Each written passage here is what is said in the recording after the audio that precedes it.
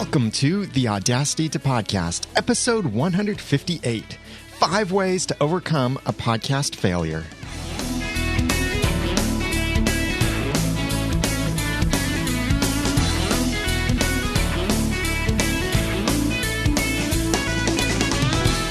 Welcome back to another episode of the Audacity to Podcast.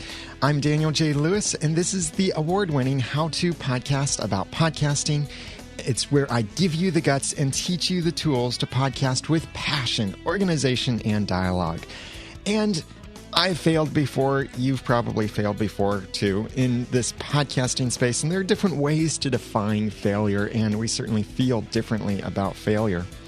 But one key thing to keep in mind is that failure may not be the end of your podcast or the end of your career or the end of your reputation, but you can work through this. You can find success in your failure.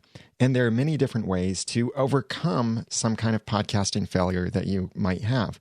So I've got 5 tips for you. Number 1, redo if possible. Number 2, don't start with an apology. Number 3, fix it the best you can. Number 4, skip if it's too bad. And number 5, ensure it doesn't happen again.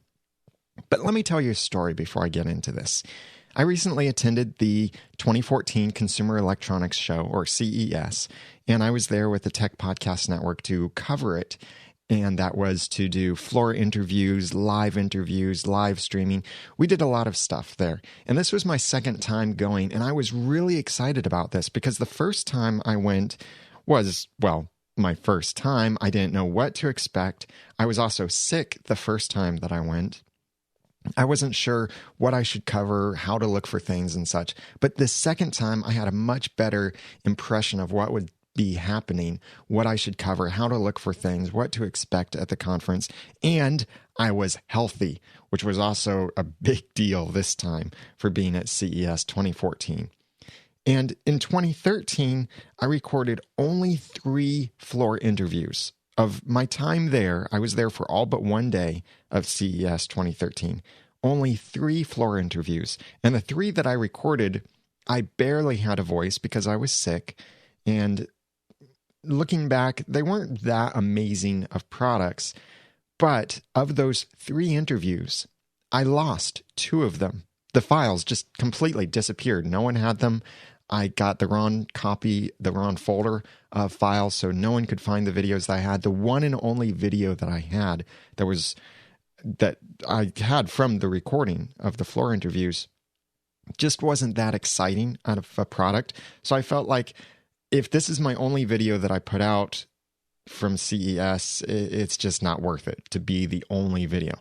Well, in 2014, I had a much better expectation set for what to expect at CES, how to look for products and such, and how to find those unique things. And I recorded nearly 20 floor interviews, and I think I found some great content there. But here's where it got bad.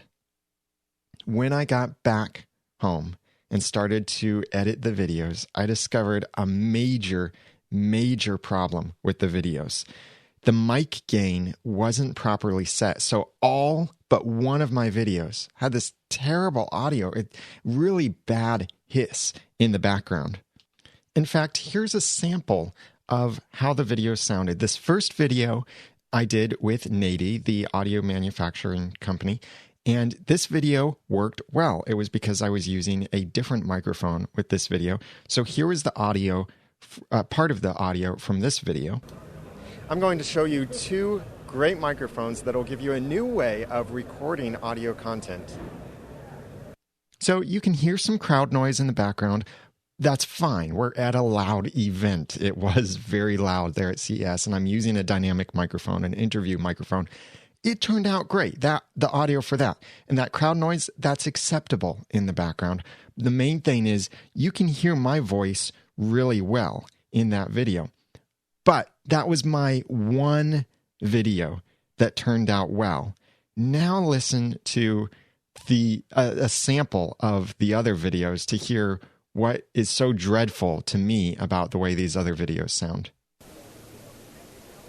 We're going to show you a product that will give you portable battery backup for your MacBook. That's right, battery backup for your MacBook. Watch this. So you can hear loud hiss. My voice is much quieter, and the hiss is really loud. And when I'm talking into the microphone, I'm projecting my voice into the microphone, and I'm being a little bit louder. So in this same interview, the lady that was the representative of this company spoke a little bit more softly, so her voice ends up coming through like this. It's USB powered, or even a GoPro camera. And then next we have the Hyperjuice battery, the 100 watt hour. So terrible audio. And I have been stressing about this ever since I discovered this problem, because something wasn't set right. And I've gone through, those process of anger and disappointment, discouragement, all of this stuff. And I've been faced then with this crisis. What do I do? Do I go ahead and publish these videos that sound horrible, in my opinion, and really don't represent my brand that well? Or do I not publish these videos and miss out on the opportunities that these videos gave? Because this was a once-in-a-lifetime event, so some of the tips that I'll share with you don't really apply to this. So my decision is, yes, I will release these videos anyway. You'll be able to watch them on theaudacitytopodcast.com, on my YouTube channel at theaudacitytopodcast.com/YouTube, and in the special video version or separate version of the Audacity to Podcast over at theaudacitytopodcast.com/iTunes video. And that is, by the way, completely different content from the audio edition of the podcast. I'm actually going to rename the video version so it doesn't just seem like it's the video version of the same content. So that will be renamed soon, but you can get that at theaudacitytopodcast.com/iTunes video. So I will be pressing on and publishing this. And yes, I see it as somewhat of a failure. And this isn't the only time I've messed up in podcasting. I've messed up many other times before with content, with quality, with the way that I've presented content. But these 5 tips have helped me before, and I hope that they will help you too. And these are what I will be applying in several different ways to the content that I recorded from CES 2014. So I'm pressing on, going forward with it. I'm going to fix some of the stuff, and I'll talk more about that as I go on. But let's start with these 5 tips. Number 1, redo if possible. I know that it's not always possible to completely redo your content, sure. But if at all possible, if you can, this is my highest suggestion. Because yes, this does mean that it takes more time because you are probably re-recording your entire episode. Maybe it's just a small portion of the episode. But it may take you less time to redo the episode completely than it would take you to edit and try and fix the episode. I've done this several times before for different reasons. One of the main reasons has been that I would complete an episode and I felt like my presentation was just horrible. I didn't explain it well. I wasn't passionate. Whatever my reasons were, I just felt like the content was great. My presentation was horrible. So I redid it, and I was very happy that I did. My redo was much, much better than the first time. Sometimes if you join me for the live show on Mondays at 2 p.m. Eastern over at theaudacitytopodcast.com/live, then you may have heard some of these redos. And if you listen to then the download edition, you hear the live edition, then you hear the download edition and you realize, wait, these are a little bit different. One of the other times that I did a redo was I realized I got my episode number wrong. So every time I mentioned the show notes URL, I said the wrong number. I could have gone through, found all of those times, re-recorded it, inserted my saying the right number, or I could have put some little intro at the beginning to say, hey, I messed up. Every time I say this number, I really mean that. But I didn't want to do either of those things. I knew it would take a lot of time to go through and find all of those places where I said the wrong number and fix it. And I do not listen back through my episodes in order to edit them. I don't do that kind of editing. So what I decided to do was just re-record the episode, and it took less time to redo the episode, about 30 to 45 minutes than it would have taken me to go through and fix all of those spots. Now, this isn't always possible to do, and it may also be very embarrassing if you have a co-host or especially some kind of special guest for your podcast. To have to go to them and ask for a do-over is really embarrassing. It will feel so totally unprofessional. But generally, I think they'll be understanding, especially when the do-over will make them look better. If the initial recording just didn't go well and you think it's a bad impression of them, a bad representation of them, then definitely do over. Make sure that they look the best possible so that they would be proud to reshare this content, promote it, and tell people to check it out. When you're asking for a do-over, though, make sure that you're humble, apologetic, and be extremely flexible in this. Make whatever effort you can, and even what seems impossible, make it possible if you have to move heaven and earth in order to be flexible, to make whatever time works for them work for you, because you're already inconveniencing them by asking them to redo the episode. And if they say, well, I can do it tomorrow at 1:00, you make that work, because to have to juggle around a schedule again and try and work through making a mutually workable time for both of you is just, I think, asking a little bit too much, since you're already asking them to redo. But sometimes you won't get that magical moment again in your second take, because the first time it's genuine, the joke is genuinely funny. It's the first time you've heard it. Maybe the second time, though, it's just a courtesy laugh, or you're laughing again because you want to make sure it sounds like it's your first time. Yeah, some of that will happen. Sometimes there will be those magical moments that you just can't redo. Something that happened in your first recording, there's no way to redo it. It's impossible to redo.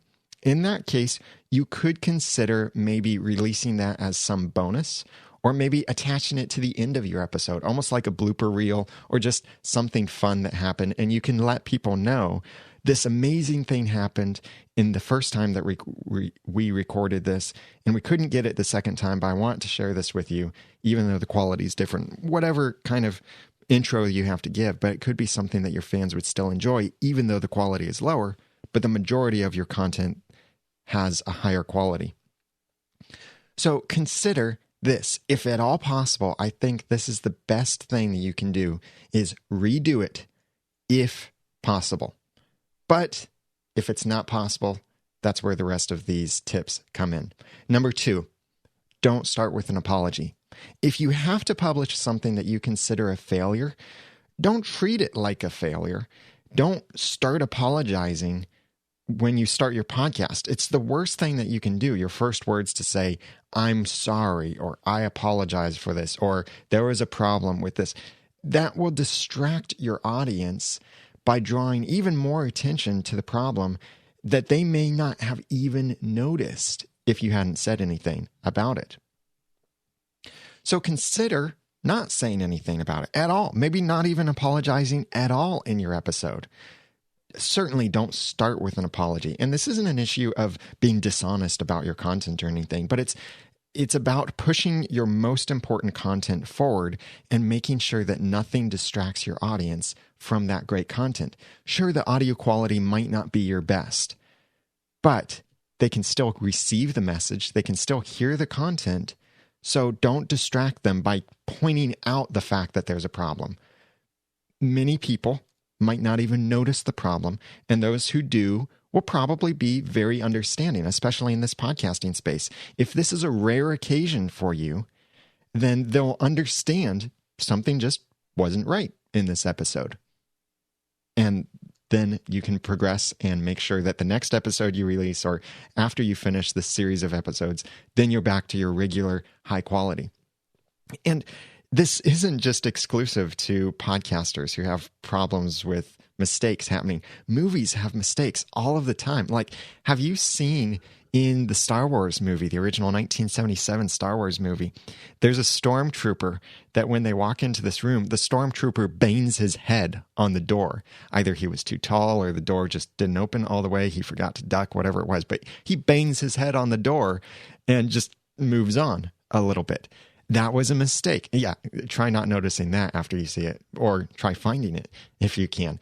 But there's also in the movie Gettysburg, the World War II, or the Civil War movie, there's a spot where in the background you can see a minivan driving through the scene, and they forgot to remove that in the final release of Gettysburg. And there are many more things like this. And if you really want to have a fun time with movie mistakes, go to moviemistakes.com. I have that link in the show notes for this episode, number 158. But that site lists a bunch of movie mistakes, either continuity errors, scene errors, or things like, hey, you can see a gas tank here in the scene in Gladiator, or all of these different problems that might come up.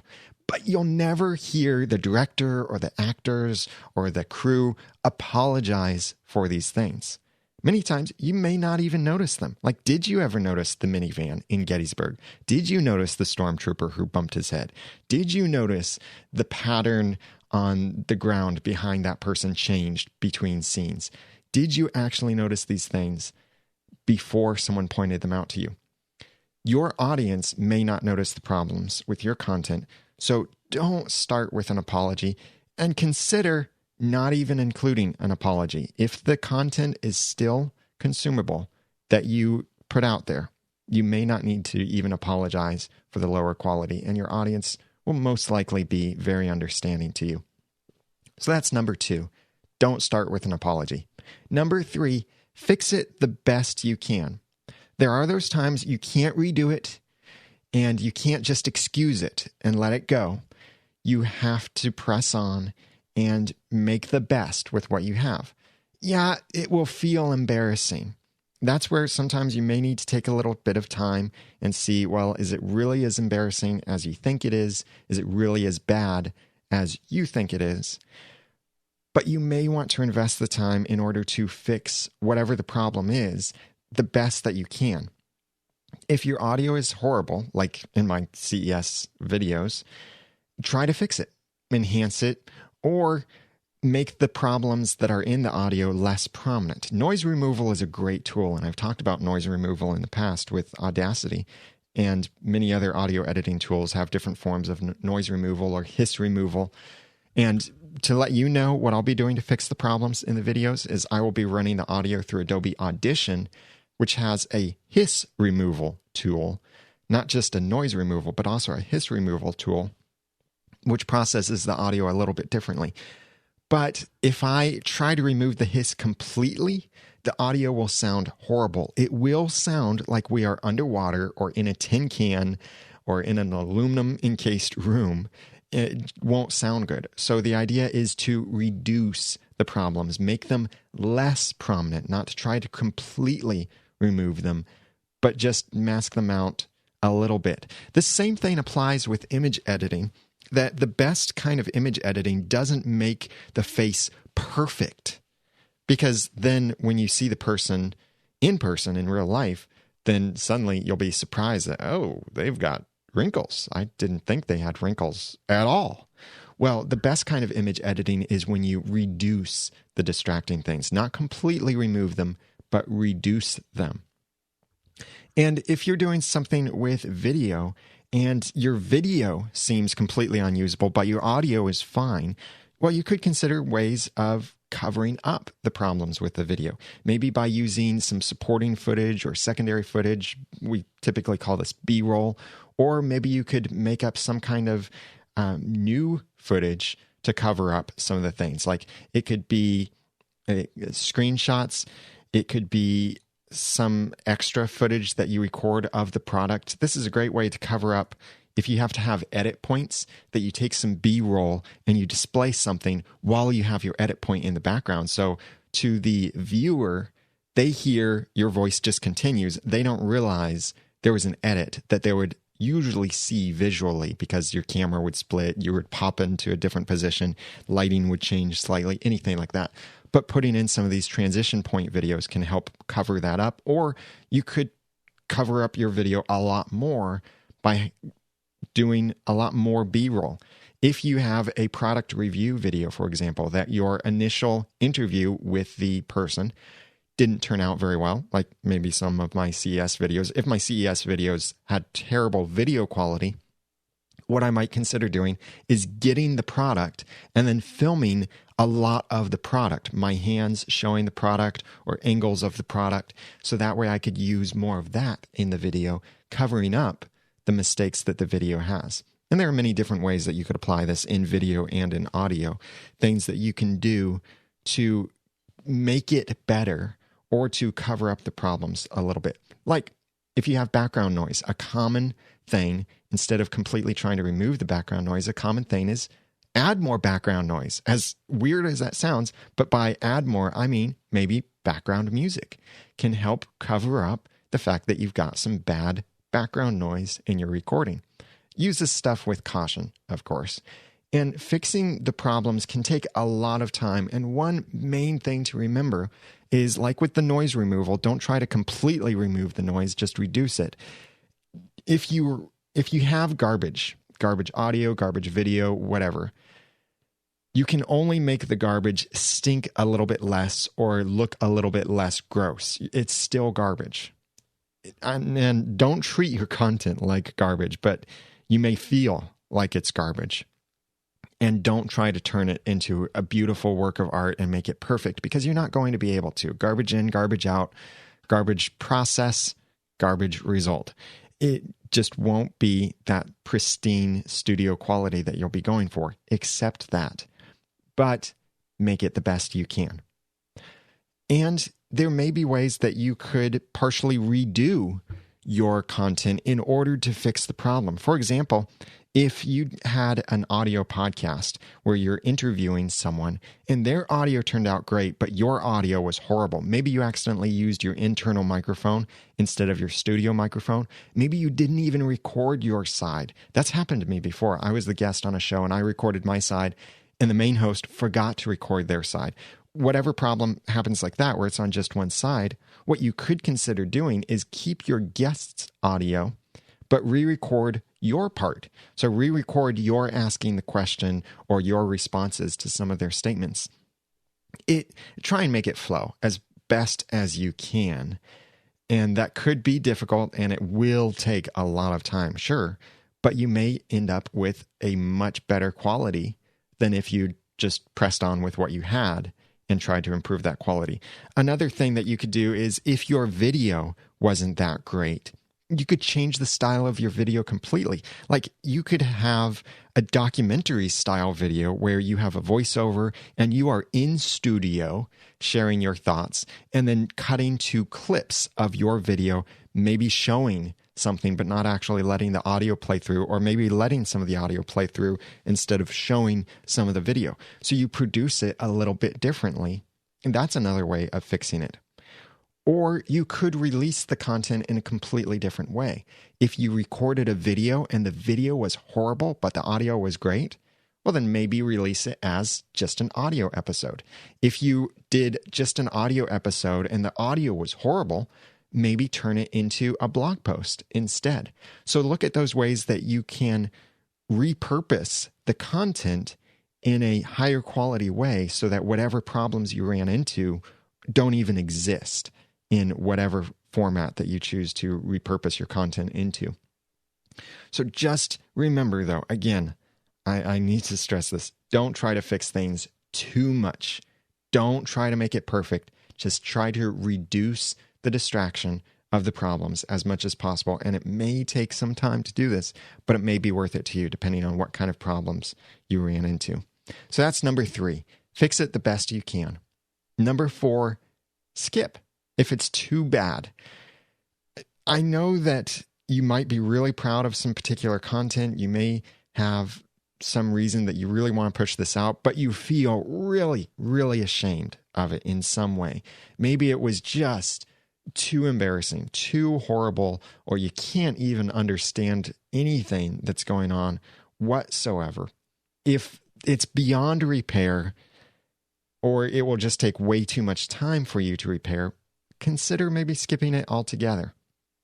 It's kind of the nuclear option for you to completely skip this. So be very, very careful with what you decide to completely skip. Like in my case, if I decided that my CES videos are, the audio is too terrible, I don't want to release this, I'm going to be ashamed, I'm not going to release this at all.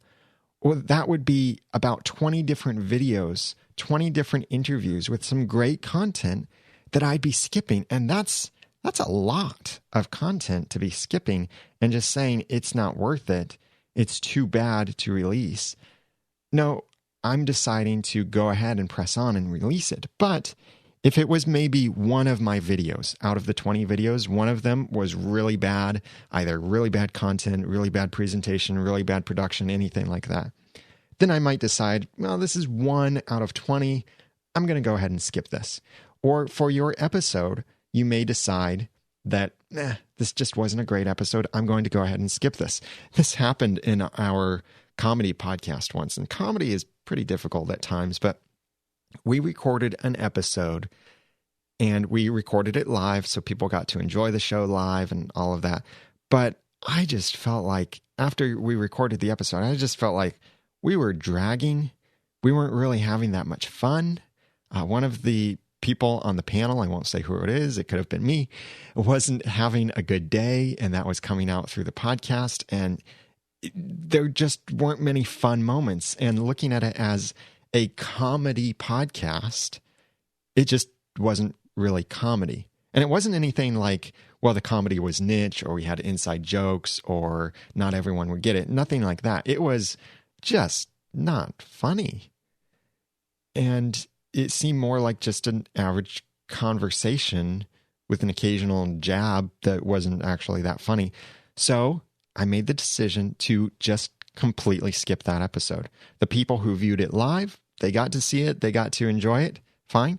But we completely skipped that episode. And the next week, we repeated the episode number. And we even repeated some of the content. But that next week, it turned out okay. But we did essentially skip the episode completely and skipped an episode for that week completely. But before you decide to completely skip something, because I know you might feel like, well, I'm going to be embarrassed if this comes out.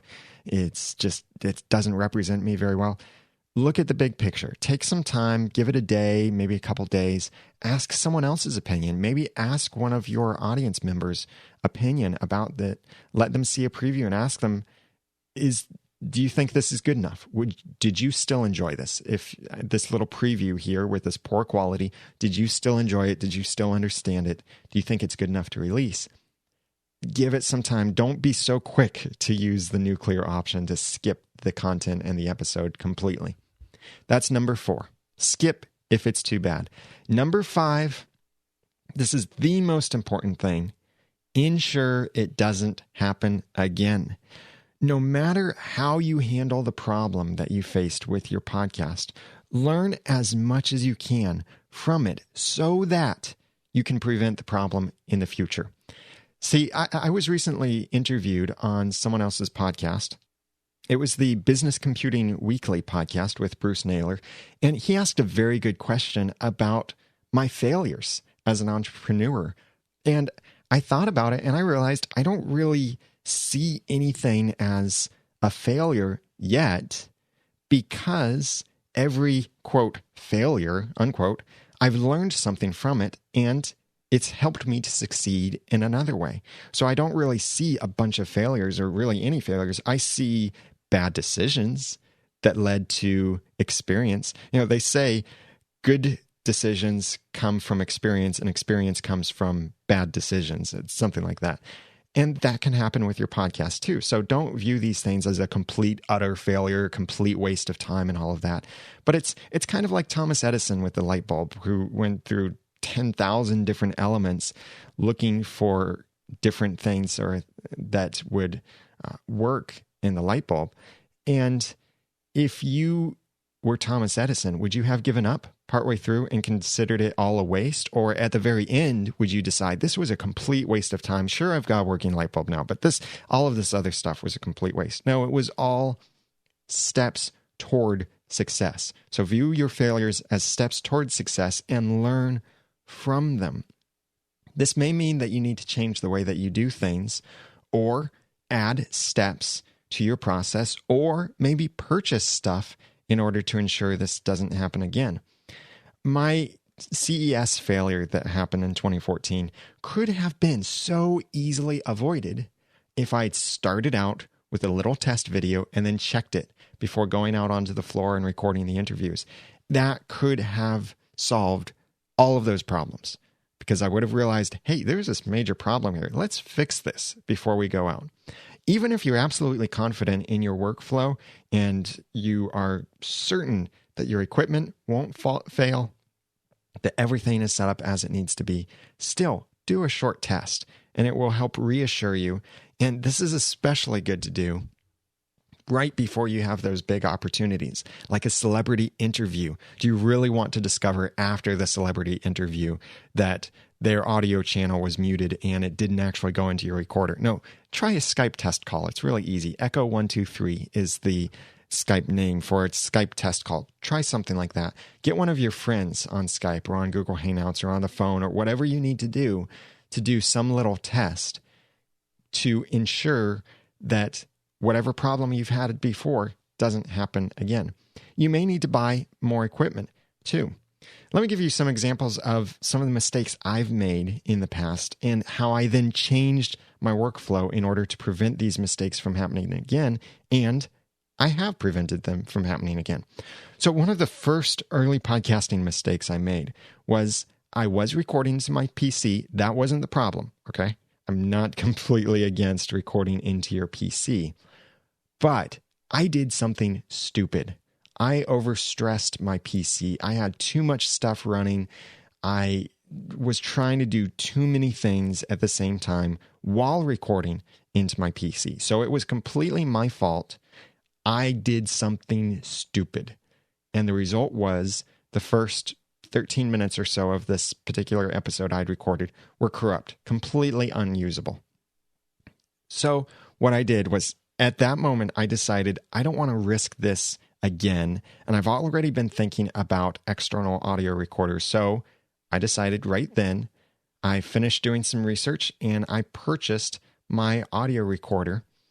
And that problem hasn't happened again. In fact, my audio has never been corrupted ever since then, because I've reduced the number of points of potential failure so that it's something that might not even occur ever, because if there's going to be a failure, it's not going to be that kind of failure at all. So that was something that I learned right then, and that was early on, back in 2009, I believe, was when I chose to switch over to an external recorder. 2009 or 2009. Yeah. And if you want to find out more reasons about maybe why you should consider having an external recorder for your podcast, check out the Audacity to Podcast episode 99, and I will have a link to that in the show notes as well.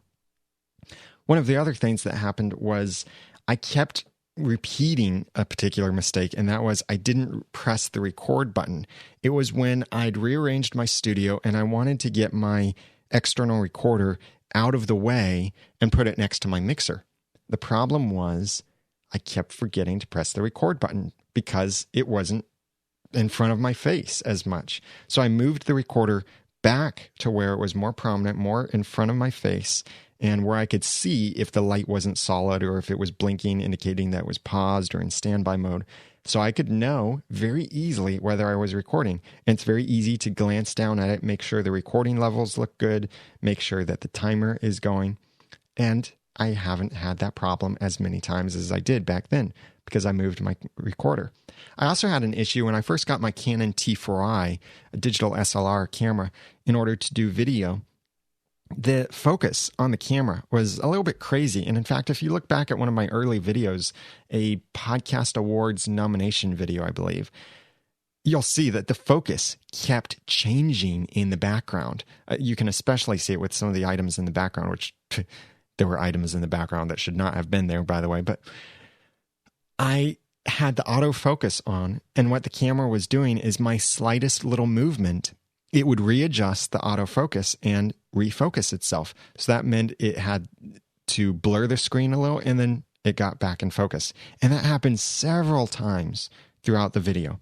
So after I discovered that, I went on and I went ahead and published the video because I thought the problem wasn't bad enough to not publish the video. But after that, I stopped relying on the automatic controls and I switched to manual. There was also another instance similar to this where I started a video, I would get the focus right, and I'd do a test. The test looked fine. And then I'd start the video, and then I'd bring it into my computer after I'd fully recorded the video, and the focus was off. I couldn't understand it. My tests, every time I did a test, it worked fine.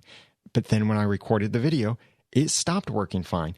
And the problem was that when I was doing my test, my head was in a certain position. When I did the video, my head was in a different position, revealing something in the background that the camera decided that item in the background was more important to focus on than my head. So when I did my tests, it focused on me. When I did the actual video, it focused on the background. So completely messed up.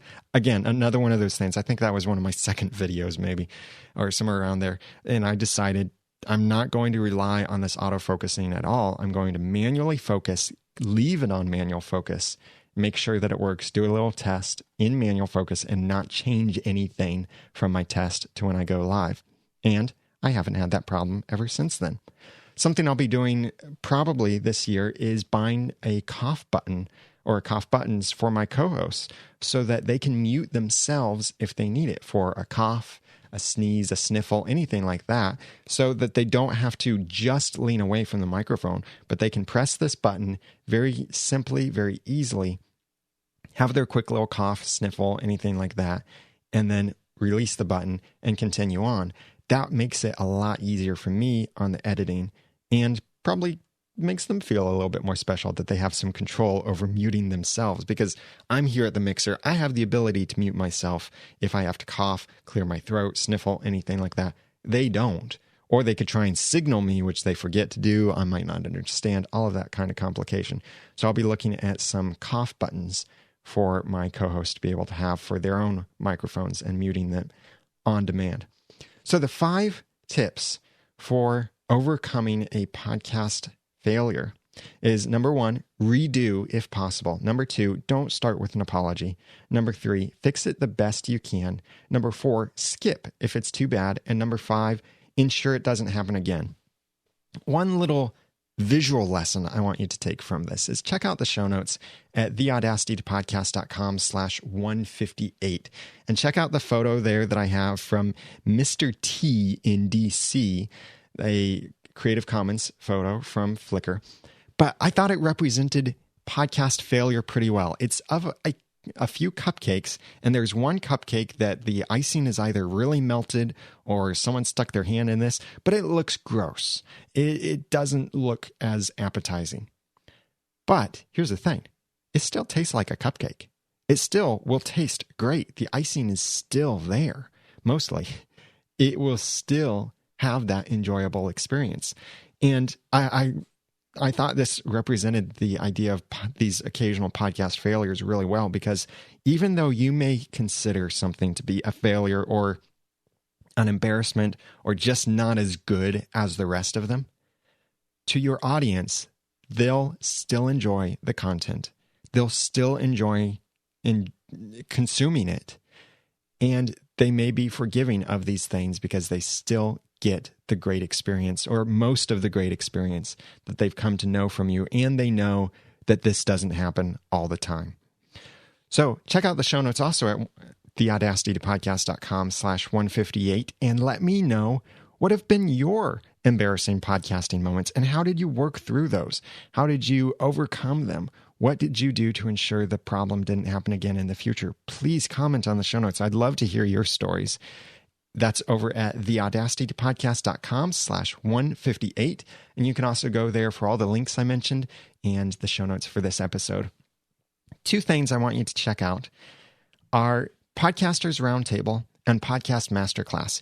In Podcasters Roundtable, we recently recorded an episode about should your podcast have its own standalone mobile app.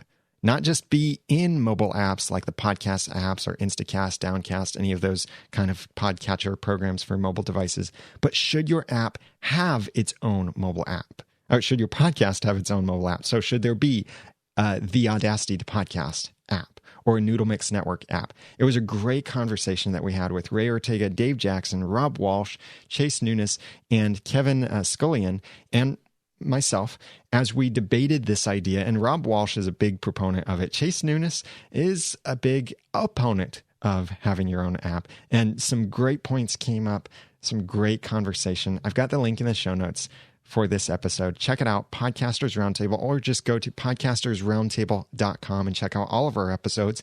We also recorded an episode at New Media Expo about, ironically, are conferences worth it? And we had a great conversation there, a lot of passion, a lot of energy.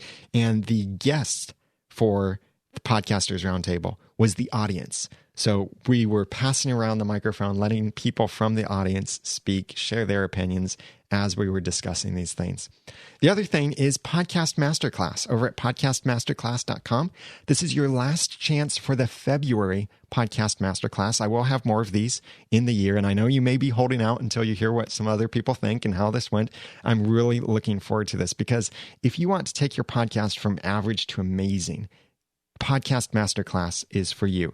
It will be a school of hard knocks where you will learn how to make your existing podcast much better. We'll talk about business, profit, promotion, production, and a lot of other things that probably start with the letter P, but things that help you make your podcast so much better, including a 100+ point evaluation of your podcast to discover what's hurting your podcast, what are you doing well, and what are some of the high priority actions you can take to improve.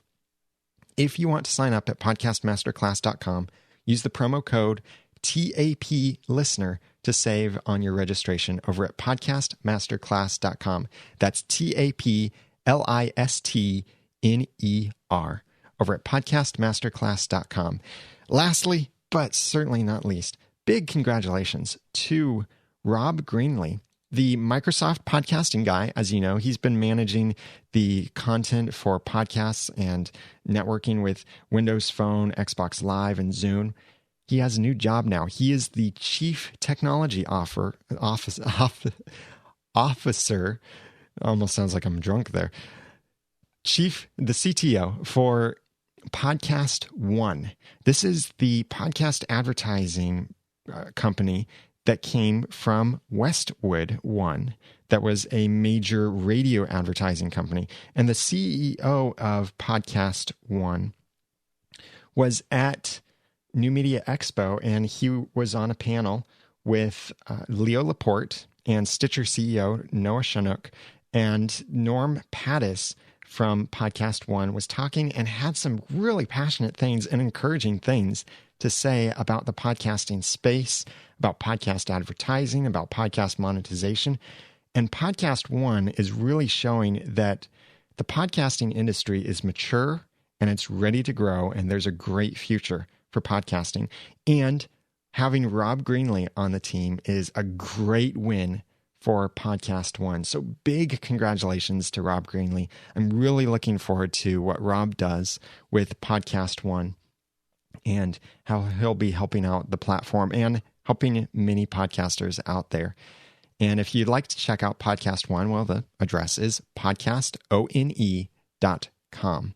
And it's primarily for bigger podcasts, but I can see them maybe reaching out to some smaller podcasts someday in the future. And they're doing some great things. Definitely watch them. Even if you don't work with them, watch what they're doing, because they could really help bring some extra validity to this space, some extra attention, as they already have been doing. And I think that Rob Greenlee will be helping do that even more. So big congratulations to Rob Greenlee.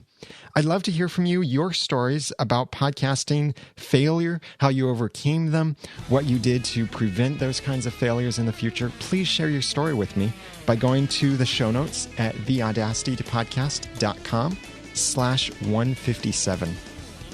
I'd also love to hear from you, your thoughts and questions that I can cover in future episodes of the Audacity to Podcast. Email feedback@theaudacitytopodcast.com or call and leave a voicemail at 903-231-2221. You can also go to theaudacitytopodcast.com on your computer or iOS device and send a voice message right through the website. Big thank you for all the iTunes reviews, the feedback, the encouragement, the comments on the site. I'm looking forward to 2014 and some cool things coming out. And watch for my videos on the website, on YouTube, on my iTunes video version of the podcast, my videos from CES 2014. And you can let me know, hey, Daniel, the audio wasn't really that bad. Thank you so much for posting it. But please follow me on Twitter at @TheRamenNoodle. And now that I've given you some of the guts and taught you some of the tools, it's time for you to go podcast with passion, organization, and dialogue. I'm Daniel J. Lewis from theaudacitytopodcast.com. Thank you for listening. The Audacity to Podcast is a proud member of Noodle Mix Network. Find more of our award-winning and award-nominated podcasts to make you think, laugh, and succeed at noodle.mx. The Audacity to Podcast is